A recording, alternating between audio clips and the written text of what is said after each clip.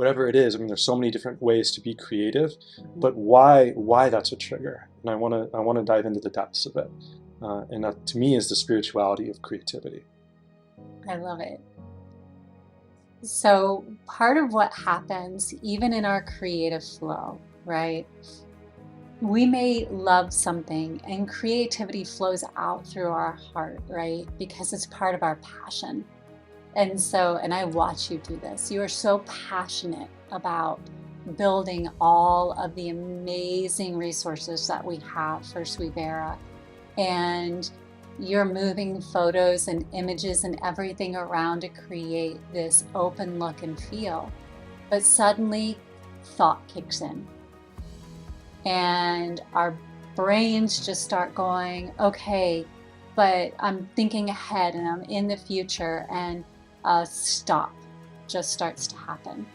Because now we've moved from that spiritual connection we have through our heart that was just this flow of the soul, the flow of connection to the passion that we have that was coming through, to almost, not that thought isn't present, because as we say, where heart and mind align, we need to be thinking, but not thinking forward so much so that it stops the progress of where we're going. Being present in the moment of creativity, because that's the flow. Now, once the flow is out, then we need to move pieces and parts around. That's going to happen in any process. But it's that flow that is doing the creation. And so the moment that stops, and athletes talk about it, being in the zone, right? You hear about it all the time. They don't even realize what's happening around them because they are so focused and it's flowing through them so much that everything else just disappears. And that's that creative zone, that creative flow, that spiritual moment where you are so connected to everything that's happening that that's all there is. You are one with it. And so the moment that that thought is the only thing that takes over and you're disconnected, then switching to another creative process, going and shooting hoops or doing what else, that gets you in the flow of that and get you back out of your brain again, get you back into aligning that heart and that mind, and you're back in rhythm, you're back in sync. And so you're back in harmony with your spirit, and you can come back to that moment in that flow, and it's almost like plugging back into the outlet, right? It's like, oh, okay, I'm here again. That heart-centered, soul-level connection has returned.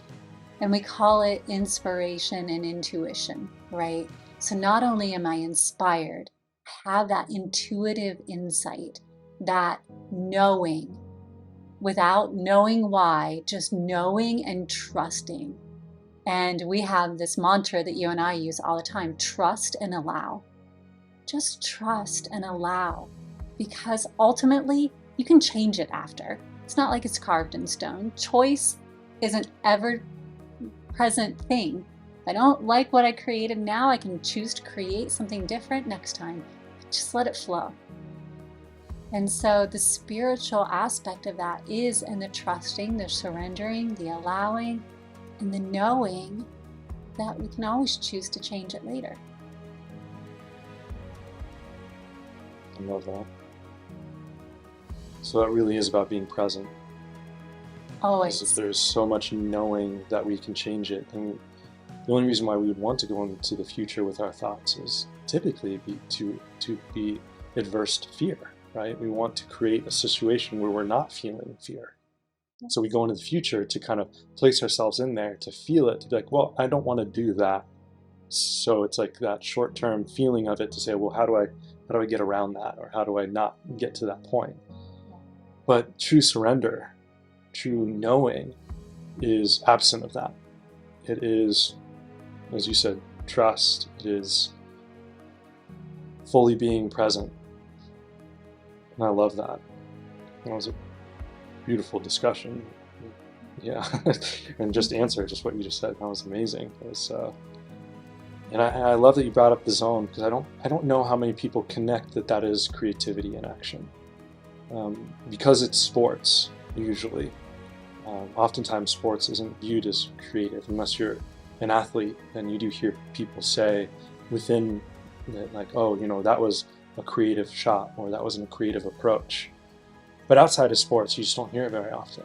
And so it is neat. I'm glad that you pulled that together, because whether we are in sports or not, the zone is relevant. It is so much of what we're doing whenever we've been exponentially great at something, regardless of what our talent or area of talent is. To me, that is the zone. It doesn't have to be just sports. There's so many ways that can be expressed. And so for me, I find that there's so much, as you're talking about the heart, it's our connection to our soul, and our soul is connected to all things. And so for me, when we are being creative, I feel like it's an aspect of us choosing to be a creator, our divine creator self. And so it's us being able to access our divine selves, our God selves, our expression of the most perfect, beautiful aspect that we could ever be. That unique expression of God. I mean, that's such a beautiful.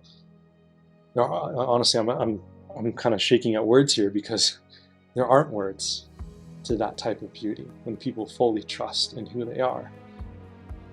That's also, to me, that's trusting in the divine. It's trusting in themselves. That is accessing the highest form of spirituality.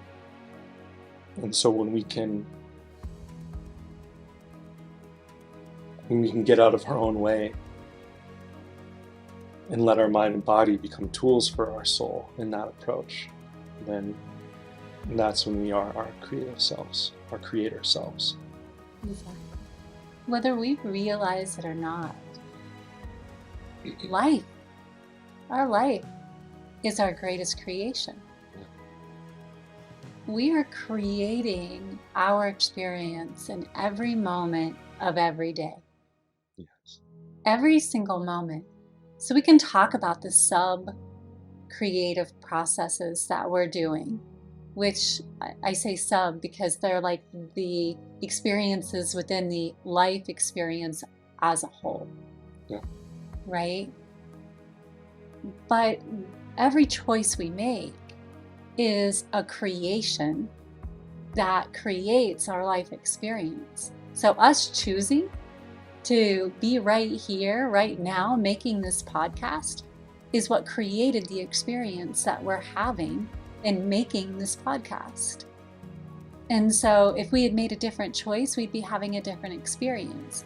Therefore, we created this experience. So we had a creative process that led us here. So when we start to think about that, talk about baking a noodle, right? It's like the whole Matrix scene where the Oracle asks Neo, if I hadn't mentioned you breaking that, would you have broken it, right? But it is that kind of a level where if we start to think about how every choice creates every experience, then we start to realize how much of a creation we are in motion and how important the creative process is. And then talk about expanding consciousness. Consciousness is just our awareness of everything we're creating. And so the more we become consciously aware of our creations, every one of them, the more we become aware of what we're doing and how we're living our lives. And it's just amazing. Then we become the artists of our entire life. I love it. Right. So the greatest tool of creativity is choice. Yes. So we're always creating, just a matter of how consciously aware of that creativity that we are. And that it doesn't have to be one aspect of our life or separated aspects of our lives. And we can recognize that we are the common denominator in everything that we do, and that our creativity breathes life into all of our choices. And then that's us recognizing our divine selves. When we start Love talking that. about, oh, that was a creative solution. Mhm. Well, every solution's creative. It's just how are we executing and to what degree. And then we can also look at our lives when we talk about mediums and being creative with technology and having a canvas versus music. If we pull up and look at our lives, we also have different mediums of creativity in our lives. Our career, our family, our community, internally, our own person.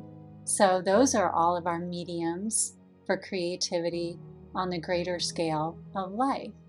So, every layer is just a different, we can pull up and pull up to continue to see the blades of grass or the forest or the entire jungle, or, just keep expanding and looking at things in very different ways to see the grander and grander picture.